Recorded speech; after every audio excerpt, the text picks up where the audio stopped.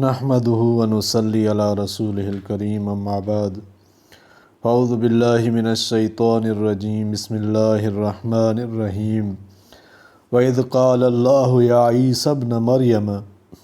اور اس وقت کو بھی یاد رکھو جب خدا فرمائے گا کہ اے عیسیٰ بن مریم، أَأَنْتَ قُلْتَ لِلنَّاسِ اتَّخِذُونِي وَأُمِّيَ إِلَٰهَيْنِ مِن دُونِ اللَّهِ، کیا تم نے لوگوں سے کہا تھا کہ خدا کے سوا مجھے اور میری والدہ کو معبود مقرر کرو؟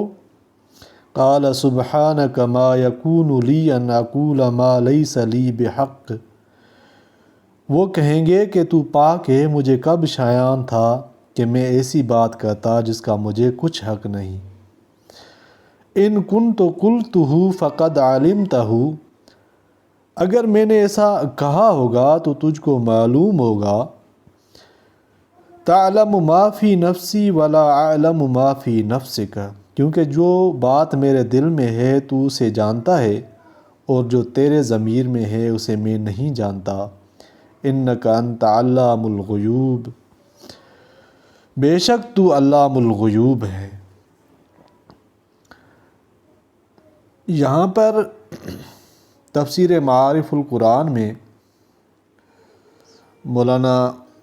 مفتی محمد شفیع رحمۃ اللہ علیہ فرماتے ہیں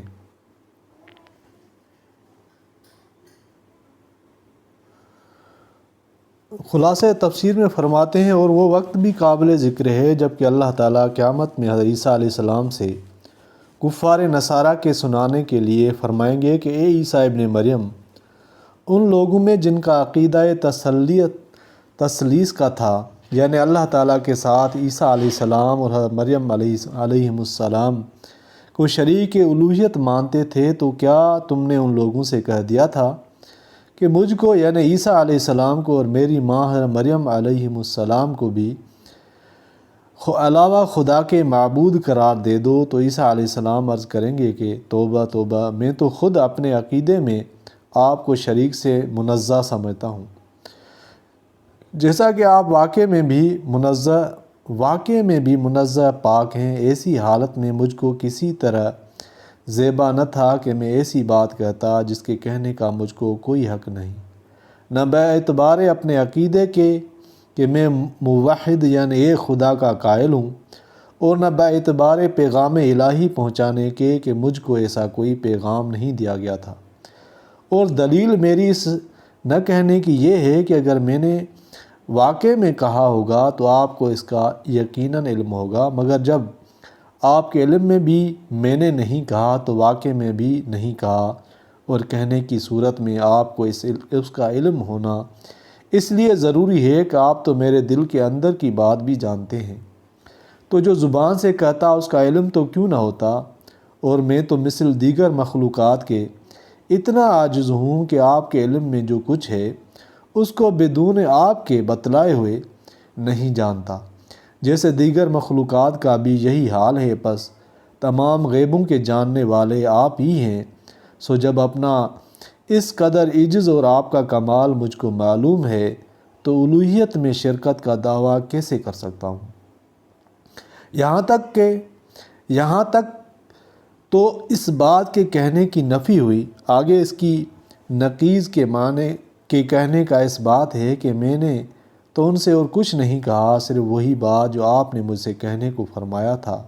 کہ تم اللہ تعالیٰ کی بندگی اختیار کرو جو میرا بھی رب ہے اور تمہارا بھی رب ہے۔ اور یہاں تک کہ تو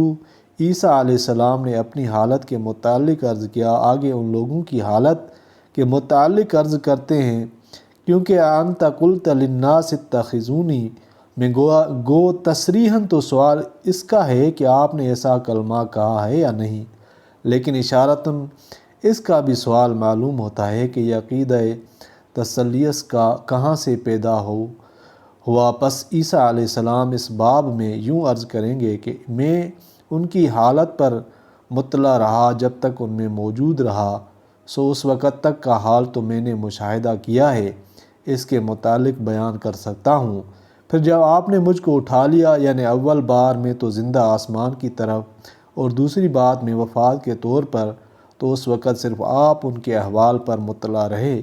اس وقت مجھ کو خبر نہیں کہ ان کی گمراہی کا سبب کیا ہوا اور کیوں کر ہوا، اور آپ ہر چیز کی پوری خبر رکھتے ہیں۔ یہاں تک تو اپنا اور ان کا معاملہ عرض کیا، آگے ان کے اور حق تعالیٰ کے معاملات کے متعلق عرض کرتے ہیں کہ اگر آپ ان کو اس عقیدے پر سزا دیں تو جب بھی آپ مختار ہیں، کیونکہ یہ آپ کے بندے ہیں اور آپ ان کے مالک، اور مالک کو حق ہے کہ بندوں کو ان کے جرائم پر سزا دے،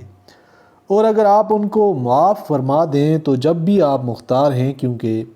آپ زبردست قدرت والے ہیں تو معافی پر بھی قادر ہیں اور حکمت والے بھی ہیں، تو آپ کی معافی بھی حکمت کے موافق ہوگی، اس لیے اس میں بھی کوئی برائی نہیں ہو سکتی۔ مطلب یہ ہے کہ دونوں حال میں آپ مختار ہیں، میں کچھ دخل نہیں دیتا۔ غرض عیسیٰ علیہ السلام نے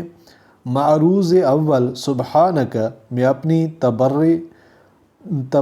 ان اہل تثلیث کے عقیدے سے اور اس کی تعلیم سے، دوسری عرض وکنت علیہم میں اپنی تبرئ ان کے اس عقیدے کے مفصل سبب جاننے تک سے، اور عرض سوم ان تعذبہم میں اتنی تبرئ ان کے باب میں کوئی تحریک کرنے تک سے ظاہر کر دی، اور یہی مقصود تھا حق تعالیٰ کا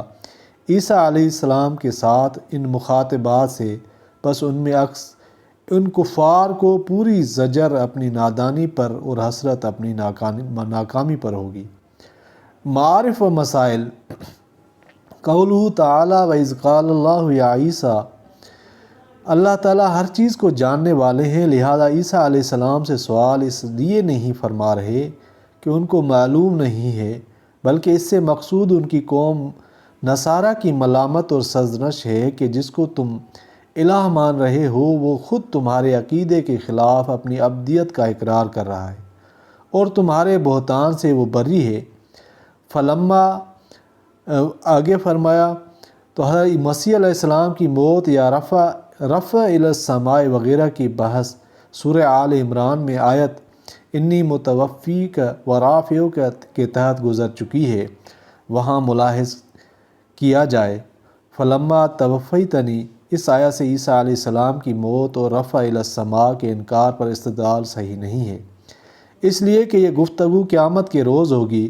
اور اس وقت آسمان سے نزول کے بعد آپ کو موت حقیقی حاصل ہو چکی ہوگی۔ چنانچہ ابن کثیر نے بروایت ابو موسیٰ اشعری ایک حدیث نقل کی ہے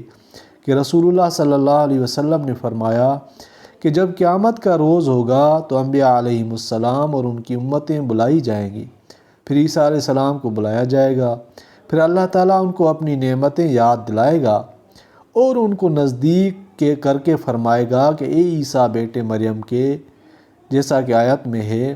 کہ اذکر نعمتی علیک وعلی والدتک۔ عیسیٰ علیہ السلام انکار کریں گے کہ پروردگار میں نے نہیں کہا ہے، پھر نصارہ سے سوال ہوگا تو یہ لوگ کہیں گے کہ ہاں اس نے ہم کو یہی حکم دیا تھا، اس کے بعد ان کو دوزخ کی طرف ہانکا جائے گا۔